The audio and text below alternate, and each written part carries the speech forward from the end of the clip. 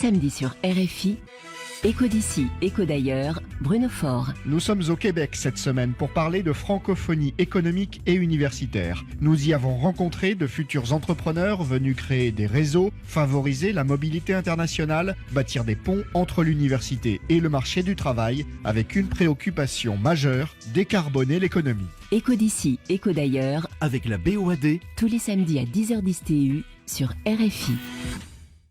RFI et France 24 présentent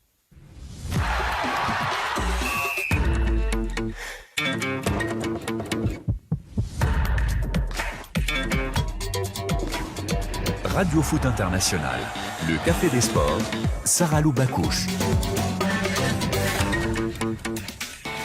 Bonjour à toutes, bonjour à tous. Vous l'attendez chaque semaine, votre café des sports est servi. Ce café, il est bien rempli, à ras-bord même.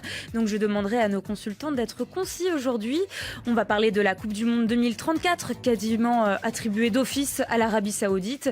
Et puis comme chaque semaine, un petit coup d'œil aux affiches du week-end. En Allemagne, un classiqueur déséquilibré. En France, un OM Lille sur fond de sanctions et de tensions. Et puis nous ouvrirons, pour votre plus grand bonheur, messieurs, une grande page Liga avec un focus sur les forces du Real et sur celles du Barça, plus jeunes mais qui pourraient bien renouveler l'opposition historique entre ces deux clubs. Et puis nous terminerons évidemment par les cartons, ceux de vous, chers auditeurs, et puis ceux de nos consultants autour de cette table. Notre plateau est parfait pour ces sujets. Aujourd'hui, nous accueillons aujourd'hui François David, notre correspondant chez nos amis catalans. Bonjour François. Bonjour Sarah-Lou. Autre ami catalan, Xavier Barré. Bonjour Xavier. Bonjour Sarah-Lou, salut à tous. Très heureux d'avoir François à mes côtés aujourd'hui. Pour vous épauler, Pour parce ça, pas que trop de deux. oui, je crains que vous ne soyez en minorité aujourd'hui, Rémi Ngono. Seule madrilène autour de cette table. Un salion avale sans mouton. Vous le savez très bien. Voilà les pauvres Catalans, C'est gentil, balayés ça. par les Madrilènes. C'est gentil. Club de losers, soyez les bienvenus. Et vous comptez bien nous le prouver aujourd'hui. Cette émission a été préparée par Pierre-Olivier Guérin et Monsieur David Finzel. La réalisation sonore est assurée par Laurent Salerno. La réalisation vidéo, elle, est signée Souel Kédir et Adrien Toureau. Allez, on s'installe. C'est l'heure de déguster notre café des sports. Et le coup d'envoi, c'est maintenant.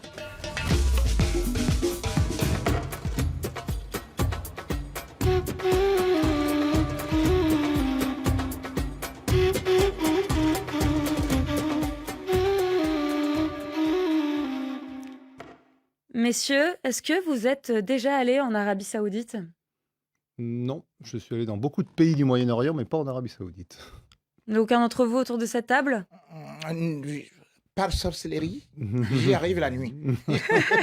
C'est ce qui risque de vous arriver en 2034 puisque le pays est proche d'accueillir la Coupe du Monde de football. En début de semaine, la Fédération australienne de foot a annoncé d'abandonner son projet d'organisation du Mondial 2034. Le Royaume saoudien est officiellement seul candidat en lice et devrait bien accueillir l'événement. Normalement, la désignation aurait dû avoir lieu en mai 2024, mais Gianni Infantino, le président de la FIFA, a court-circuité les canaux en annonçant sur ses réseaux sociaux l'Arabie Saoudite comme pays organisateur. Alors ça, c'est l'aboutissement d'une candidature minutieusement préparée avec Xavier Barré comme partie visible le recrutement de nombreuses stars, notamment cet été.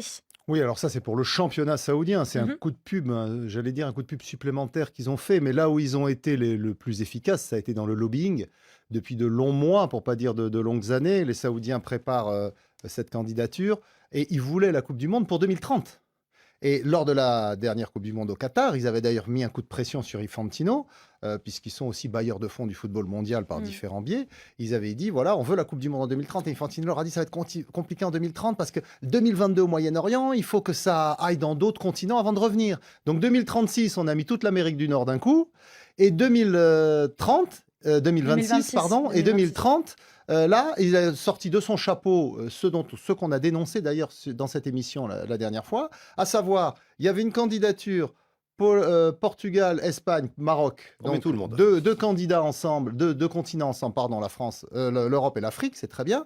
Et ils ont rajouté des matchs en Argentine, au Chili et en Uruguay. Comme ça, tout le monde est servi et on peut revenir au Moyen-Orient en 2034. Donc c'est un tour de passe-passe d'Infantino pour servir cette Coupe du Monde aux Saoudiens. Il y avait une candidature australienne avec notamment l'Indonésie comme autre pays pour la co-organiser qui s'est retiré. Les Australiens ont dit seul on peut pas y aller et du coup voilà, la Coupe du Monde arrive à l'Arabie Saoudite seule alors qu'il y a quelques mois ils avaient envisagé une candidature avec l'Égypte et la Grèce. Et là finalement ils vont l'avoir tout seuls. Donc, ce qui est pas une mauvaise chose, ça. Au moins, que ce soit dans un seul pays comme avant. En termes d'empreinte carbone, vous voulez dire? Voilà, ce sera quand même différent C'est ça, c'est déjà ça. De 2030, au moins c'est déjà ça. Alors, je suis pas fan de l'Arabie Saoudite, au contraire, mais bon, on parle quand même. Vous pouvez le dire si c'est le cas. Hein. Non. Le truc, c'est que on a quand même l'équipe du Moyen-Orient la plus représentative, la plus forte quand même ces dernières années. En Coupe du Monde. Enfin, on a quand même une équipe qui est là au niveau sportif. Régulièrement, ils sont là, ils font des résultats, ils ont battu l'Argentine. Alors après, qu'on dénonce que le lobbying, ce qu'ils ont fait depuis des années, j'entends très bien. Ça montre aussi tout l'investissement que vous avez dit, Sarah Lou, qu'ils ont fait cet été. C'est pas prêt de s'arrêter. C'est pas prêt de s'arrêter. Ils vont continuer au moins jusqu'en 2034. Bon, c'est l'Arabie Saoudite, c'est tout sauf une surprise en tout cas. C'est aussi une manière de travailler le soft power saoudien. Rémi, depuis 2021, selon le Guardian, le Royaume aurait dépensé 6 milliards d'investissements dans le sport en général. Et avec cette attribution pour le mondial de 2034, qu'est-ce que ça signifie en termes de bouleversement des équilibres du football? Ça prouve une fois de plus aujourd'hui que le football a un carburant qui s'appelle l'argent. Parce que lorsque vous essayez de regarder la Coupe du Monde au Qatar, on va quand même se dire qu'on quitte de la Russie qu'on disait avoir beaucoup dépensé, 11 milliards 300 millions d'euros, pour organiser une Coupe du Monde. Et on atterrit au Qatar qui vous dépense 220 milliards. Donc, vous voyez à peu près ce que ça veut dire. Donc, on est passé à une étape supérieure. On ne peut donc plus redescendre parce qu'aujourd'hui, la FIFA est devenue presque une véritable banque d'affaires où, justement, le football, les joueurs sont utilisés comme de la marchandise. Donc, aujourd'hui, quand on essaie de regarder, ce n'est pas seulement le football, et d'ailleurs, vous avez dit ça, le soft power, c'est pratiquement le pétrole qui est réinjecté dans le sport pour laver une image qui était un peu noirâtre par rapport aux droits de l'homme. Aujourd'hui, vous retrouvez quand même une compétition. Par exemple, quand on vous parlait du Dakar, ça se jouait entre la France, ça se roulait entre la France et l'Afrique, le Sénégal. Aujourd'hui, le Dakar, depuis 2020, organisé en Arabie Saoudite. La Formule 1 aussi. La Formule 1 est également organisée là-bas. Et d'ailleurs, vous avez pu voir le dernier combat de Ngannou. Oui. Qui a été organisé là-bas. Avant lui, il y avait déjà aussi Joshua qui avait aussi fait 2 combats là-bas, sans pour autant oublier qu'il n'y a pas seulement ça. Vous aurez même la Coupe d'Asie et même les Jeux d'hiver de l'Asie qui sont organisés là-bas dans un pays. Oui, tenez-vous tranquille, où la température est à 50 degrés Celsius. C'est en hiver. Non, c'est qu'ils ont construit. Ils sont en train de construire une nouvelle ville, Neom. C'est-à-dire que Neom qui va accueillir justement les trucs d'hiver et comme ça et tout. Donc aujourd'hui, c'est le pouvoir de l'argent qui parle. Ce n'est plus que vous venez parce que vous jouez bien au football et vous faites ceci ou bien parce que c'est ceci. Aujourd'hui, vous avez une bonne enveloppe. Vous regardez Infantino vous dit, c'est à vous la Coupe du Monde. Donc c'est comme ça. Aujourd'hui, nous pouvons dire, droits de l'homme, nous pouvons parler de ceci, de cela, de tout. En Argentine, en 78, on ne peut pas dire que c'était... On va faire l'histoire. On est aujourd'hui dans une période où il y a eu, pour la Coupe du Monde 2018, attribuée à la Russie, il y avait l'Angleterre qui était candidate, qui s'est fait squeezer. Et pour la Coupe du Monde 2022, il y avait le Japon qui est revenu, il y avait l'Australie qui était candidate également, il y avait les États-Unis qui finalement l'ont pour 2026. Donc il y a d'autres pays candidats dans d'autres régions du monde, parce qu'ils savent très bien que face à l'influence saoudienne, il n'y avait aucune possibilité. Parce que l'Arabie Saoudite a mis beaucoup d'argent dans le football mondial depuis de nombreuses années, et pas que dans le football, d'ailleurs dans le sport aussi, tu l'as dit, la Formule 1 notamment. Le basket, voilà. Ils accueillent des matchs. Et il faut bien voir que l'Arabie Saoudite, c'est le Qatar puissance 10. Parce qu'ils ont beaucoup plus... Ils ont de l'argent comme le Qatar, mais ils en ont beaucoup plus. C'est beaucoup plus grand. Et donc, du coup, ils ont une puissance financière colossale. Donc, aujourd'hui, dans un sport, comme le dit Rémi Ngono, où l'argent est devenu déterminant, Eh bien, quand vous avez la puissance financière des Saoudiens, personne ne peut s'aligner. Mais alors François David, qu'est-ce que ça signifie ça pour l'avenir du football en règle générale quand on voit ce genre d'attribution? Moi, je garde quand même un côté romantique. J'espère que l'Angleterre va l'avoir un jour. Ce serait bien, ou le Japon, Ils auront l'Euro déjà en 2028. ou un pays asiatique. Pourquoi pas maintenant C'est un pays asiatique qu'il a en 2030. Oui, c'est vrai, oui, d'Extrême-Orient. Mais arrêtez-vous un peu. Non, mais Le c'est vrai. continent qui donne plus à la FIFA, c'est quand même l'Afrique. Avec le plus grand nombre de fédérations, vous me parlez, le Japon, peut-être l'Angleterre et tout et tout. L'Europe a eu combien de fois? Le Maroc, ils vont l'avoir. Il faut qu'on élimine déjà ils vont l'Europe. l'avoir. Il faut qu'on élimine l'Europe. Il faut qu'on revienne à l'Afrique parce que ce qu'on vient de faire au Maroc, c'est une escroquerie. Aujourd'hui, nous voyons des infrastructures également qui sont au niveau de l'Afrique. Aujourd'hui, on peut aussi co-organiser en Afrique. Et moi, je suis Ce d'accord. qu'on vient de faire là, aujourd'hui, on est en train de développer le football au Moyen-Orient. Or, Infantino a été élu avec les voix d'Afrique. Aujourd'hui, qu'est-ce qu'il fait? Il va développer le football ailleurs et il nous dit, vous allez plutôt organiser une drôle de compétition qu'on appelle la Super League et qu'on sort au niveau de l'Afrique. Moi, je dis aujourd'hui, si Infantino a dit qu'il faut une rotation au niveau de l'organisation de la Coupe du Monde, l'Afrique ne peut pas se contenter d'une seule Coupe du Monde pour honorer Nelson Mandela en 2010. Aujourd'hui, une soi-disant centième de Coupe du Monde au Maroc. Vous verriez quoi, par exemple, comme co-candidature pour l'Afrique? Et bien évidemment, il peut avoir... Vous verriez quoi? C'est-à-dire que je regarde, par exemple, un pays comme l'Égypte, qui d'ailleurs était positionné avec justement cette Arabie Saoudite. Je vois même l'Algérie. Pourquoi pas? Aujourd'hui, beaucoup d'autres pays africains ont déjà eu à développer des infrastructures. Même le Cameroun aujourd'hui a des stades qui peuvent accueillir, qui sont validés par la FIFA. Pourquoi est-ce qu'on ne peut pas co-organiser ces compétitions là-bas? Mais malheureusement, Infantino, moi je dis, il est à la poursuite de l'argent. Il y a un proverbe africain qui dit que, bien évidemment, un proverbe africain dit mieux vaut 100 orateurs mauvais qu'un seul riche qui va acheter tout le monde. Non. Après, il ne faut pas se faire d'illusions. Si l'Arabie Saoudite est aussi riche, c'est parce qu'ils ont le pétrole et que ce pétrole, ils le commercialisent très bien. Nous, actuellement, en Europe, mais je pense que c'est le cas aussi dans beaucoup d'autres régions du globe, on paye très cher notre carburant pour mettre dans les voitures. Et qui est-ce qui refuse d'augmenter la production pour maintenir le cours et donc ses bénéfices? C'est les Saoudiens qui sont les leaders de l'OPEP. Donc, il ne faut pas que les gens qui écoutent cette émission et qui disent « Ouais, mais c'est bien », il ne faut pas se leurrer. C'est nous aussi qui, indirectement, payons cette Coupe du Monde en Arabie Saoudite. Je vous propose qu'on quitte les gros sous et qu'on passe aux belles affiches de ce week-end, si cela vous va. Ça vous va, Rémi Ngono? Oh oui, on peut passer aux belles affiches. Affiches. Allez, on passe aux belles affiches de ce week-end. J'espère. Pas encore. Ah non, pas encore, pas tout de suite. Aux belles affiches de ce week-end et on va débuter en Allemagne.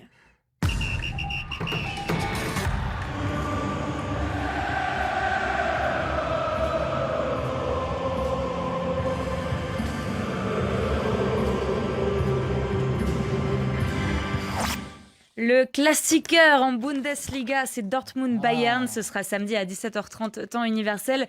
Le Bayern est deuxième du championnat, Dortmund est quatrième. Alors, est-ce que ce match s'annonce très serré et surtout, est-ce que ce match reste une grosse affiche en Allemagne, François David? Oui, bien sûr. Ça reste quand même une affiche européenne d'importance entre deux équipes de Ligue des Champions. Maintenant... On peut s'attendre à ce que le Bayern ait une réaction d'orgueil. Après, le Barça aussi, mais on verra après. Probablement le Bayern, on peut qu'ils aient une réaction d'orgueil et qu'une fois de plus, ce soit Dortmund qui paye les pots cassés. C'est un petit peu toujours le schéma en Allemagne. Dortmund y croit, à chaque fois ils perdent au final. Donc peut-être qu'il va y avoir une réaction de Dortmund aussi, ou au moins une tentative de prendre un petit peu sa revanche sur le Bayern. Maintenant, moi j'y crois pas et je pense que de toute façon on n'y est pas encore. C'est le début de saison. Mais le Bayern reste supérieur. Même si le Bayern, quand même, s'est fait sortir de la coupe en début de semaine par une équipe de Détroit. Ils se sont inclinés 2-1. C'est la troisième fois sur les 4 dernières années que le Bayern Munich échoue à ce stade-là de la compétition, messieurs. La saison passée, ils étaient tombés en quart de finale contre Fribourg. Mais le Bayern enregistre tout de même 9 victoires sur les 10 derniers classiqueurs. 9 victoires et 1 nul sur ces 10 derniers. Donc, monsieur Xavier Barré... Il faut rappeler que le Bayern qui a été éliminé par Sarrebruck, c'était un Bayern mixte avec beaucoup de remplaçants. Oui, avec Harry Kane sur le banc. qui est resté sur le banc voilà, jusqu'à la dernière seconde. Bon, ils se sont fait avoir par cette équipe de Sarrebruck qui a joué crânement sa chance et qui a marqué le but de la qualification à la toute dernière minute. 96e, Ouais. Donc bon, c'est le propre de la coupe. Et comme vous le rappeliez, Sarah Lou, le Bayern, ces 2 dernières saisons, c'est pas eux qui l'ont eu, c'est Leipzig qui a profité du fait que le Bayern se fasse éliminer plus tôt. Donc, on a un Bayern qui aujourd'hui a un autre objectif. Mais ce n'est pas le seul. Dans d'autres compétitions, notamment en Coupe de la Ligue, par exemple en Angleterre, Manchester City, Manchester United, Arsenal sont éliminés. Donc aujourd'hui, pour les grands clubs européens, l'objectif, c'est la Ligue des Champions.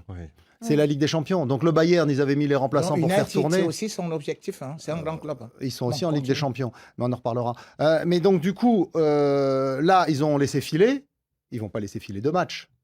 Et Dortmund, pour les avoir vus au Parc des Princes contre le Paris Saint-Germain en Ligue des Champions, ils ont perdu 2-0.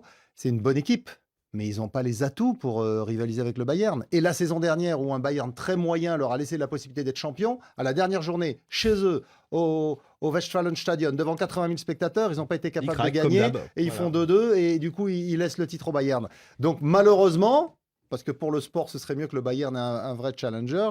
Je crains qu'encore une fois, Dortmund n'y arrive pas. Mais Rémi, malgré tout, le Bayern n'aurait pas quelques soucis à se faire en défense. Il y a Upamecano qui est absent, il y a De Ligt également qui est absent, Kimmich qui est suspendu. Il y a quelques trous en défense là au Bayern. Il y a quelques trous, mais vous avez devant le Bayern une équipe qui ressemble au panier, c'est-à-dire beaucoup de trous. Panier percé, celui-ci. Ah oui, c'est-à-dire, lorsque vous essayez de regarder au moins, je serai d'accord avec Xavier Barré là-dessus. C'est-à-dire, ça c'est... J'ai envie d'immortaliser ce moment. C'est historique. Ça me rend heureuse. C'est historique parce que, vous savez, bon, le Borussia, même si on parle de la saison dernière, moi je ne voyais pas le Borussia. Et bien évidemment, ça aurait été un véritable braquage. C'est parce que Bayern était complètement malade, en agonie même. Mais quand vous essayez de regarder à part, peut-être 96-97, où le Borussia a vraiment été au-dessus du Bayern. Et puis, il y a eu les années 2011 jusqu'en 2013, parce que justement, vous aviez qui là? Vous aviez Lewandowski, vous aviez peut-être aussi Marco Reus. Marco Reus qui, justement, en 2003, il avait seulement 23 ans aujourd'hui. Il a vieilli avec des blessures. Il y avait peut-être Mario Götze qui avait 20 ans à cette époque-là. Oui, sans pour autant oublier Gundogan qui venait de recruter et qui n'avait que 20 ans. Donc, cette équipe-là avait détrôné, ridiculisé le Real Madrid. On se souvient, en Ligue des Champions. Donc, depuis cette période-là... Jürgen Klopp, l'entraîneur, il faut rappeler. Jürgen Klopp était entraîneur. Et d'ailleurs, à cette époque-là, il appelait justement ce Gundogan-là le diamant du milieu de terrain. Donc, cette équipe avait une certaine dimension qui faisait peur à l'Europe. Or, depuis un certain temps, vous voyez, certes, on peut recruter quelques joueurs, mais c'est de façon épisodique, c'est comme des étoiles filantes, et c'est des gens qui ne confirment pas. Et aujourd'hui, le Bayern n'a même pas besoin de forcer. C'est presque toujours la même histoire. Contre le Borussia Dortmund, on joue, et puis c'est le Bayern qui gagne. Le Bayern, certes, a eu une désillusion cette semaine, mais je ne pense pas. Le Bayern ne va pas forcer. D'ailleurs, il y a un proverbe africain qui dit on n'utilise pas une hache pour tuer un pou. Surtout qu'en plus, là, côté Dortmund, il y a un Sébastien Haller qui est en panne de résultats depuis quelques temps. Là. Oui, il était titulaire en début de saison, mais effectivement, il est bien moins bon que la saison dernière lorsqu'il est revenu de sa maladie, où il avait été assez étonnant. Et du coup, le Borussia a débauché à Brême Füllkrug, le nouvel avant-centre de l'équipe d'Allemagne. Et forcément, s'ils l'ont fait venir, c'est pour qu'il joue. Et désormais, c'est Füllkrug l'avant-centre. Et Haller n'est même pas toujours le remplaçant, parce qu'il y a le petit Moukoko aussi qui est là. Donc du coup, ça fait que cette équipe de Dortmund, qui a quand même un bel effectif, attention, c'est pas le dernier de la Bundesliga, ça reste le challenger numéro 1 avec Leipzig du Bayern. Mais ça reste un peu en dessous. Quand même. Mais c'est un peu en dessous, parce que ce qu'on peut voir quand on regarde l'effectif, donc au-delà du fait que Sébastien Haller se retrouve sur le banc, parce qu'effectivement, il est en panne de confiance, c'est qu'il y a des jeunes joueurs qui souvent ne reste pas longtemps. On va peut-être parler d'ailleurs de Bellingham, qui était à Dortmund la saison dernière. Faites pas. Et puis, vous avez quelques anciens qui reviennent d'où ? Du Bayern. Oui. Parce que Hummels, Eh ben, il était au Bayern et il vient à Dortmund parce qu'il est fini au Bayern. Zule, Niklas Zule, pareil, le Bayern ne l'a pas gardé. Emre Can, ça remontait un peu, mais il était au Bayern aussi avant. Donc vous avez plusieurs anciens du Bayern qui finalement, quand ils savent plus où aller, ils retournent à Dortmund ou ils vont à Dortmund. Donc c'est une belle équipe, il y a un public formidable, c'est un beau club, c'est une grande histoire, mais ça reste le numéro 2 derrière le Bayern. Avant qu'on se quitte, messieurs, avant qu'on quitte cette affiche-là et qu'on passe à la prochaine affiche, je vous propose un petit tour de table, un petit pronostic chacun pour cette rencontre, ce classiqueur. Rémi 3-2 pour le Bayern. 3-2 pour le Bayern. 3-1 Bayern. 3-1. Ouais, je dirais 3-1 pour le Bayern aussi. Eh bien, c'est noté. On verra si vous avez raison. On débriefera ça lundi, bien évidemment, dans Radio Foot. Notre prochaine affiche, elle se déroule en France. Cette affiche en France, elle se déroule à Marseille qui accueille Lille dans une ambiance entachée par les incidents de la semaine dernière. On se souvient, pour rappel, lors de la réception de Lyon, le match a été annulé à cause du caillassage des bus et des incidents qui ont eu lieu autour de la réception des supporters lyonnais. Ce match, il sera rejoué le 6 décembre, on l'a appris. Le président du LOSC a envoyé des courriers pour être certain que l'intégrité physique des supporters soit assurée. Et après cela, c'est le ministre de l'Intérieur lui-même, Gérald Darmanin, qui a interdit aux supporters du LOSC de se rendre au Vélodrome. Et ce, à peine plus de 24 heures avant que cette partie ne se déroule.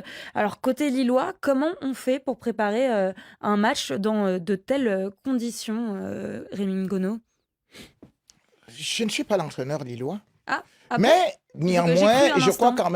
crois quand même que les Lillois peuvent avoir déjà un moral, un mental, en se disant, nous, aujourd'hui, nous sommes au-dessus de Marseille. Oui. Parce que, non seulement au niveau du classement, nous sommes devant. Oui, Lille est quatrième. Pour rappel, Lille est quatrième, Marseille est neuvième. Maintenant aussi, il faut savoir que Lille, pour le dernier match, a gagné contre Marseille. C'est-à-dire que en championnat, Lille a remporté par 2-1. Mais cependant, n'oublions pas que, justement, aussi l'année dernière, Lille avait perdu au Vélodrome par 2-1. Mais là, c'était peut-être Igor Tudor. Tudor, ce n'est pas ce que je suis en train de voir aujourd'hui. Parce qu'il avait réussi un véritable début en trompe de la saison. Parce que d'ailleurs, il avait réussi à aligner 4 victoires, plus un nul. Donc, dans les 7 premiers matchs, il avait déjà 19 points. Nous sommes quand même à 9 matchs de Marseille. Marseille n'a remporté que 3 victoires. C'est-à-dire que c'est très faible quand on essaie de regarder les autres Marseille souvent. Alors, ce Marseille-là aujourd'hui, qui a obligation de résultat, parce que quand même il est très loin, même s'il a un match quand même en retard, ce Marseille-là risque de se lancer dans l'abordage.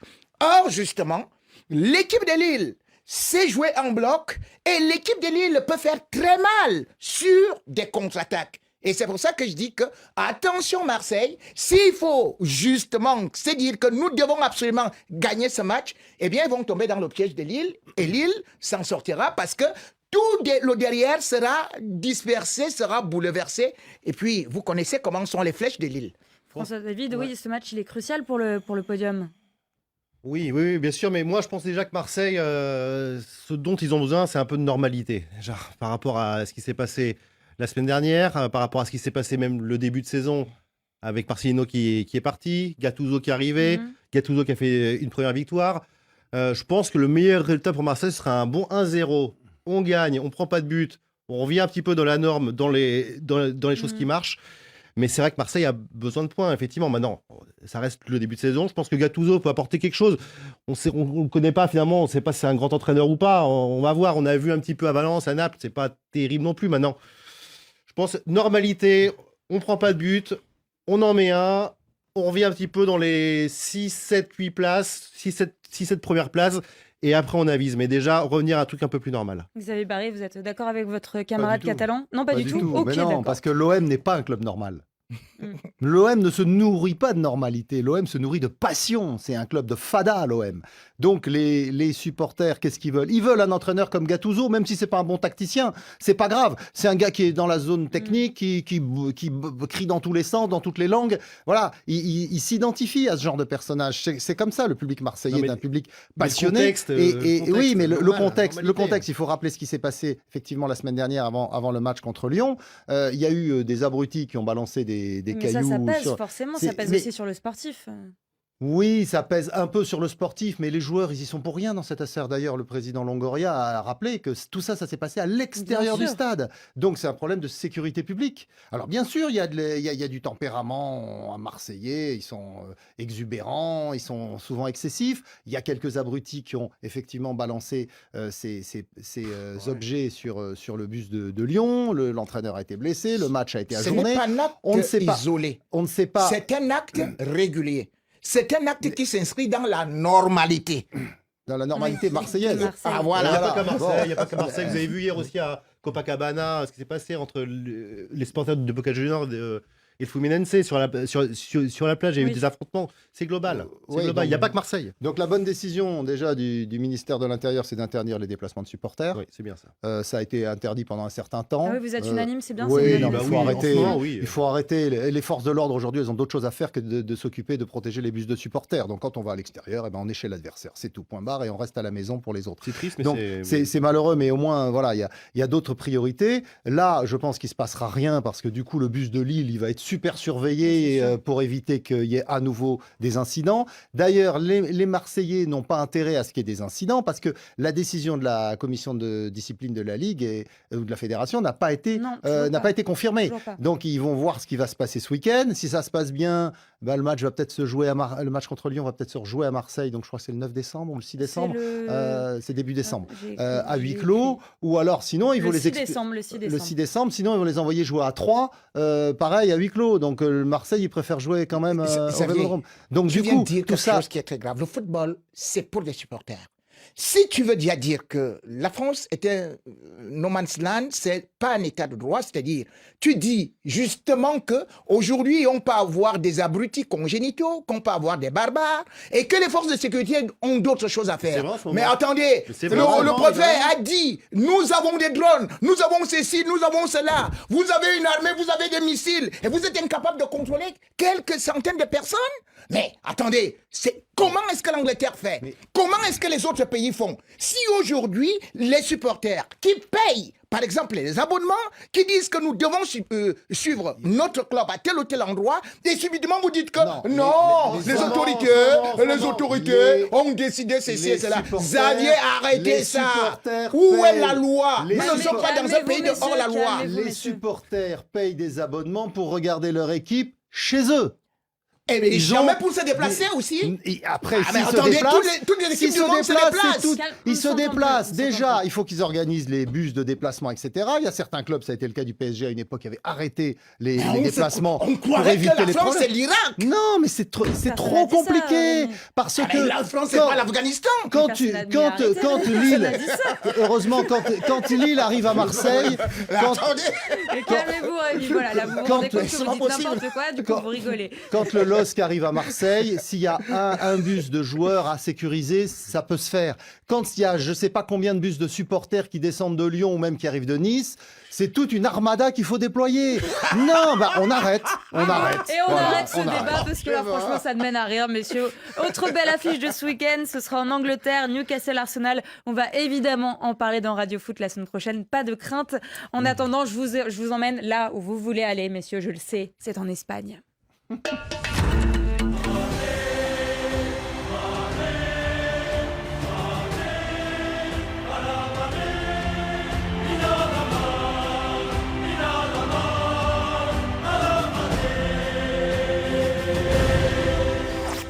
C'est bon Rémi, vous avez retrouvé le sourire? Ah là là, vous savez, nous étions ici la semaine dernière.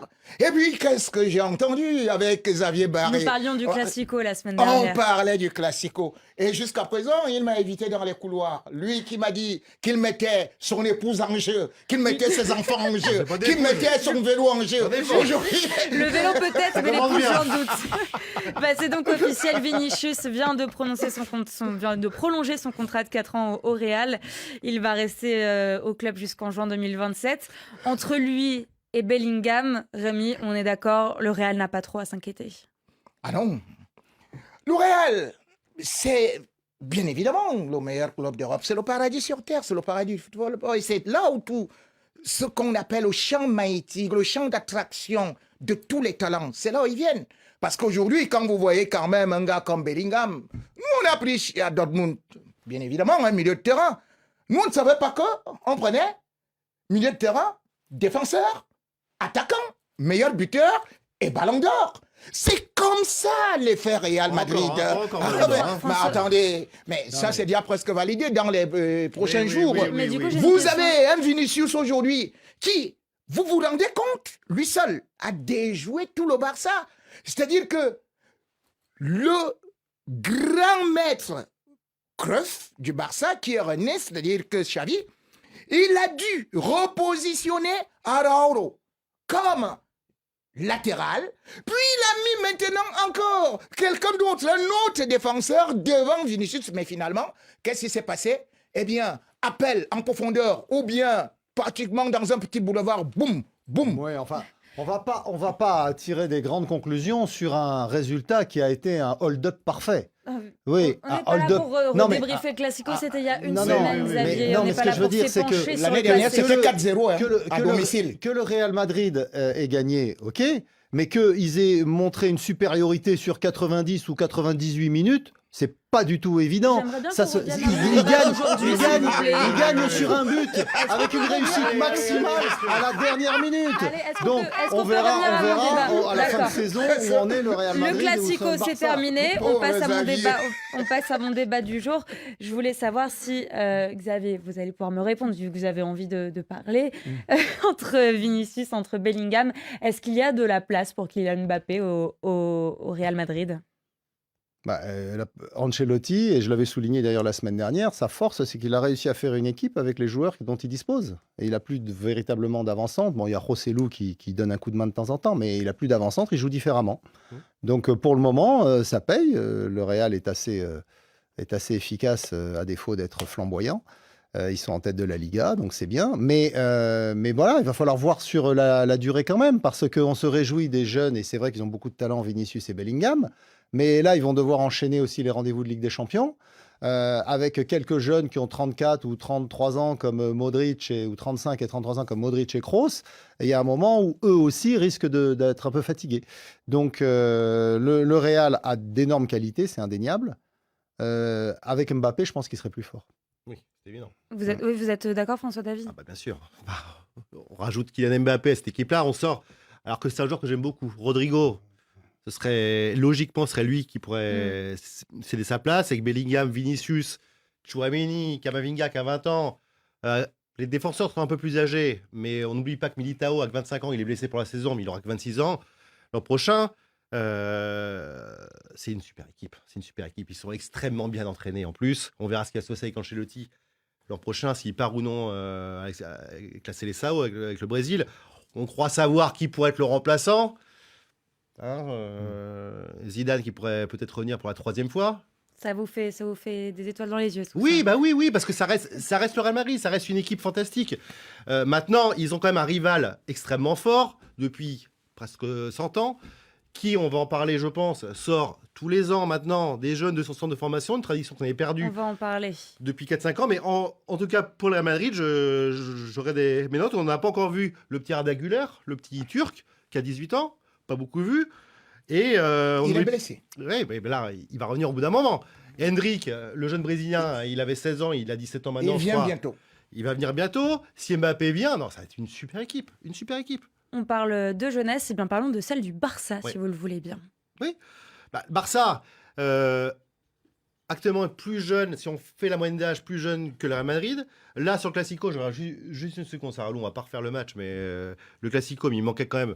Alors, c'est pas un jeune, mais Lewandowski, il est arrivé sur la fin. Pedri, pour moi, le meilleur joueur, peut-être de la Liga, revient ce week-end. Il a quand même raté 9 matchs de Liga et toute la Ligue des Champions. Au passage, le Barça, comme le Real Madrid, ont gagné tous leurs matchs de Ligue des Champions. Et De Jong, bien sûr.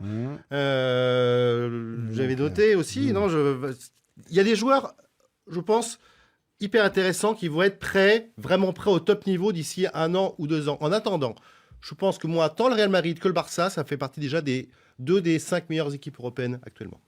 On peut parler, vous l'évoquiez d'ailleurs la semaine dernière, Xavier Barré, du succès de la Masia, le centre de formation du Barça. Et on peut parler de ces jeunes qui font briller l'équipe en ce moment, avec le jeune Marc Guiou, 17 ans, qui a marqué au bout de 30 secondes il y a 2-3 semaines. Est-ce que cette nouvelle génération, elle donne de l'espoir au futur du Barça? Il faut rappeler ce qui s'est passé en 2008 quand Guardiola prend les commandes du club.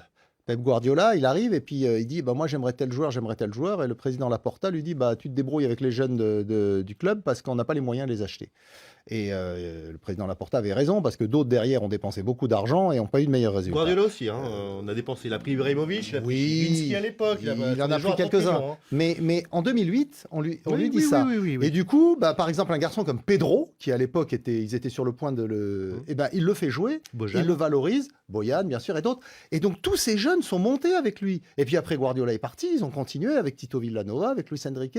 Beaucoup sont restés. On continuait à incarner l'identité du club. Même certains qui étaient partis sont revenus. On pense à Cesc Fabregas, on pense à Jordi Alba, on pense bien sûr à Gérard Piqué. Et donc cette marque de fabrique, c'est la force du Barça. Et donc aujourd'hui, on a cette nouvelle génération qui arrive. On a parlé de. Alors Pedri, il est formé au Baléares. Il est arrivé jeune, mais bon. Mais il y a Gavi, il y a Baldé, il y a Lamine Yamal. Alors Ansu Fati, pour le moment, il est prêté à Brighton.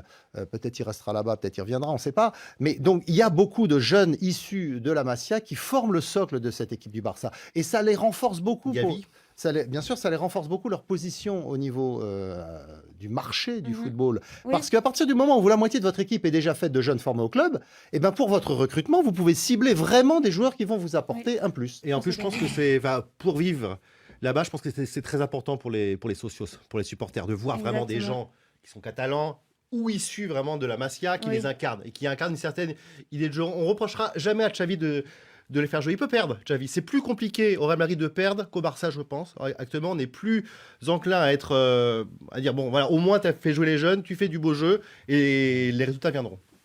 Je suis quand même surpris qu'on me parle de la marque Masia. Je crois que le club le plus endetté d'Espagne, c'est le Barça, qui a acheté de vieux joueurs ailleurs. On parle d'économie, j'avais justement une question. Et je continue d'abord sur le cas de la Masia, sur ces rêves-là. J'ai dit que la Masia produit au moins 80 joueurs par an. 80. Je vous fais comprendre que depuis que le Barça a créé la Masia, seuls 194 joueurs ont porté le maillot du Barça. Et combien ont réussi? Parce que c'est ce qui se dit aujourd'hui. Je vais vous dire donc, ceux qui ont réussi, je vais donc vous dire, Bojan, on nous disait c'est le nouveau Messi. Il a fait une dépression. Bon, il a fait une dépression. Je crois que tu connais Ansu Fati qu'on nous présentait hier, comme le nouveau Messi. Et il se trouve où? J'espère au moins que tu connais là où se trouve Deulofeu, qui avait le feu dans les jambes et dans le feu. Maintenant, je voudrais que tu me dises où est parti. Les coups sont partis, les marques Batra et consorts. Je voudrais que tu me dises même des gens comme Dongo, Jean-Marie Dongou. C'est-à-dire qu'on nous disait c'est le futur Eto'o. Il venait du Cameroun. Il est maintenant perdu, je ne sais dans quelle planète Mars. Je veux parler de plein de gens. J'ai dit, il y a un proverbe africain qui dit tous les œufs ne donnent pas de coq. Rémi, j'ai une dernière question. On va regarder combien il y a de joueurs formés au Real. J'ai une dernière question. Elle s'adresse à François David. Et on va parler de la valeur du Classico finalement qui qui a pu sembler un peu moins attractif dernièrement. Est-ce qu'avec ce nouveau tableau, cette nouvelle physionomie qui se dessine, eh bien finalement le Classico peut monter en valeur parce que c'est quelque chose qui est extrêmement important pour la Liga, le Classico, en termes économiques purement. C'est l'affiche et le match le plus important du monde, toujours, je pense. Maintenant que des joueurs comme Lamine Yamal qui vont prendre en valeur Baldé, Mbappé, s'il vient... des joueurs très importants. Oui, forcément, on reviendra peut-être pas à l'époque de Messi, Cristiano Ronaldo, quoique. Mais on peut y penser. Mais ça reste toujours. Moi, à Barcelone, j'y étais au Classico. L'atmosphère qu'il y avait, l'électricité qu'on sentait même dans la ville, on la sentait parce que c'était le Real Madrid qui venait à Barcelone. Et ça restera, je pense, pendant très longtemps, si ce n'est pour toujours. Et en plus, là, on a vu, il y avait un petit peu de glamour quand même. Oui, surtout, il y avait les Rolling Stones étaient là. Les Rolling Stones étaient là. Il y avait Gundogan, le meilleur joueur, qui n'est pas formé au Barça. Continuons. Continuons, d'accord. Maintenant, vous me donnez des preuves, vous me donnez des ordres, Rémi. Continuons, et bien c'est noté. Merci beaucoup. Bien, ça, Rémi, ah d'accord, j'ai eu peur un instant. Faut pas me donner des ordres. C'est moi qui donne les ordres, et maintenant, on passe au carton. Carton jaune. Un carton là. Qui sort un carton jaune. Ouh là là là là, carton rouge. Carton rouge. Dans la confusion. Carton vert. Extraordinaire. Rien à dire. Les cartons, comme chaque semaine, on débute par vous, par ceux des auditeurs. C'est votre séquence à vous, c'est les cartons des auditeurs. Bonjour Café des Sports, c'est Eugène Ramazan et Grace Mopipi depuis Kinshasa. Notre carton est vert à Lionel Messi, le meilleur joueur du monde, l'idée de foot. Depuis que le foot a commencé, qui est devant Cristiano Ronaldo et qui vient de rapporter son 8e ballon d'or sans contestation. Coup de chapeau à toute l'Argentine. Ciao. Bonjour à vous, Café des Sports. Alors aujourd'hui, mon carton, il est rouge et il est destiné à Lionel Messi et ses copains de la FIFA et de France Football, machin, je sais pas quoi. Mais quand est-ce que vous allez arrêter de vous foutre de nous? À chaque fois que Messi fait un truc qui est un peu parfait au cours de la saison, bim, il a le ballon d'or. Mais quand est-ce que ça va arrêter? Merci à vous. Bonjour Radio Lomé, ici c'est Béni Stade depuis Togo Palimé. Alors mon carton, il est vert. Je l'adresse à l'équipe féminine de FC Barcelone qui a été sacrée meilleure équipe féminine de l'année. Alors Rémi Ngono, il faut faire signe aux filles du Real Madrid pour qu'eux aussi fassent des efforts. Merci. Bonjour, je m'appelle Jimmy Voulembera. Je suis un auditeur du Café des Sports depuis Washington DC. J'ai un carton vert que j'attribue au Real Madrid pour sa victoire contre le Barça lors du Classico le dimanche dernier, mais aussi pour l'ensemble de sa performance depuis le début de cette saison de Liga.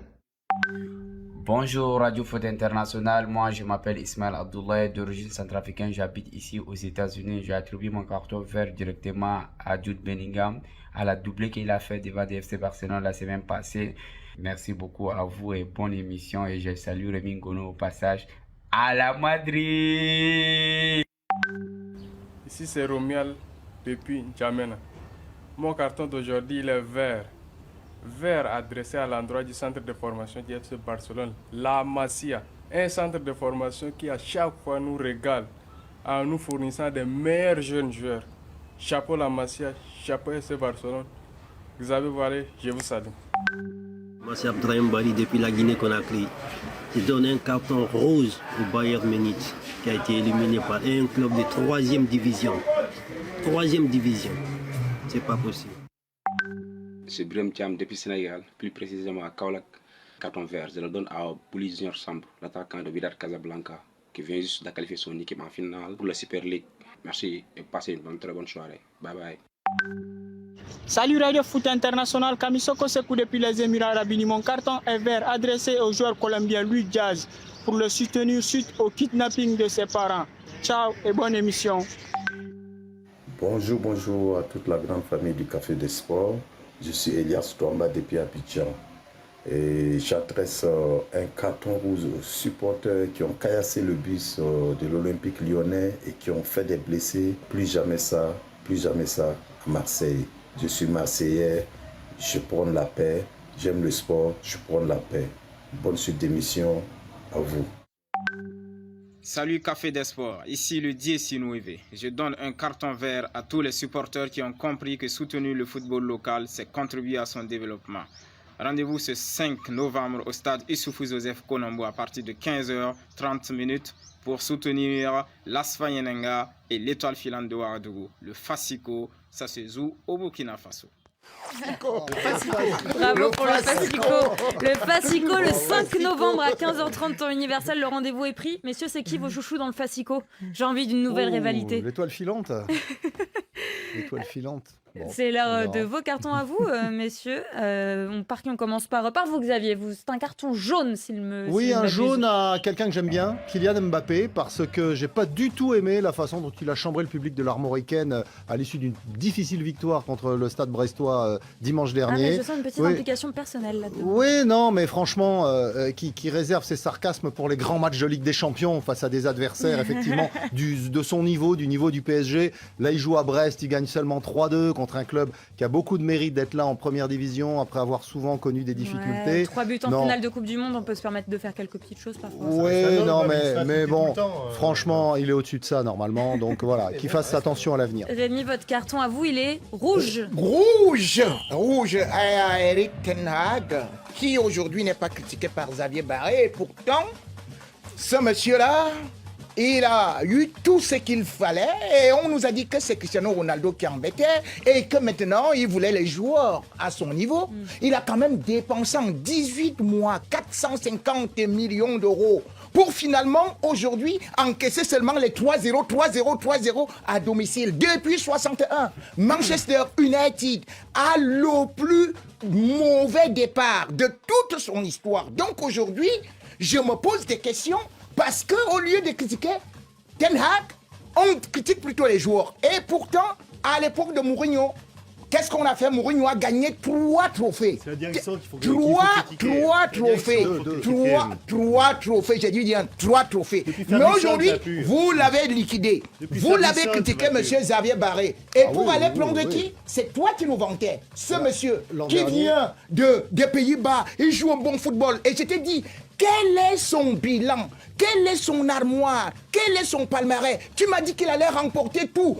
Et malheureusement, il y a un proverbe africain qui dit « Ne fais pas confiance à un coiffeur qui lui-même est chauve. » L'an dernier, ils font 3e, Manchester United, avec le même entraîneur. Donc, François David, votre carton à vous, de quelle couleur est-il?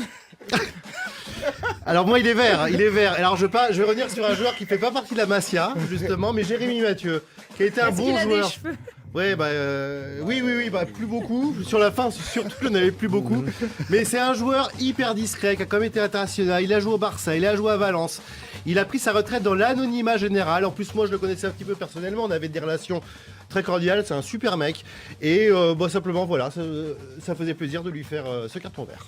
Eh bien, on le prend, le carton de Radio Foot. Lui aussi, il est vert et il va aux footballeuses camerounaises qui avancent peut-être doucement vers une possible qualification pour les Jeux Olympiques.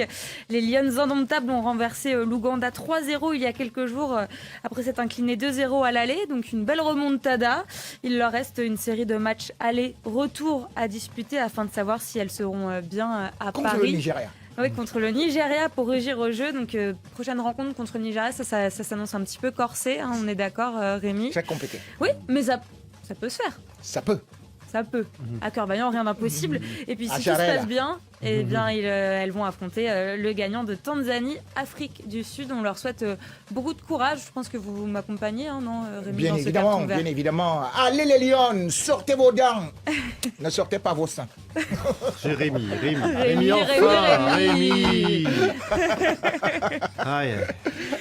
C'est vrai que le plateau de cette tournoi olympique de football est beaucoup plus réduit que le plateau des Jeux Olympiques, que de la Coupe du Monde, où il y a beaucoup d'équipes, et donc c'est plus difficile de se qualifier. Et c'est sur ces beaux encouragements qu'on va se laisser.